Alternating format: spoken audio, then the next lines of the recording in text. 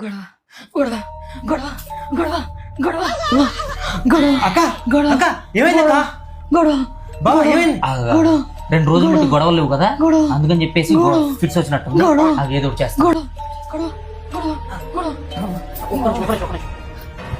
గొడవ సౌమ్య సౌమ్య ఇదిగో చూసుకున్నాను ఇదిగో మంచం మీద వేసా లే, లే, లే, కొట్టు, కొట్టు.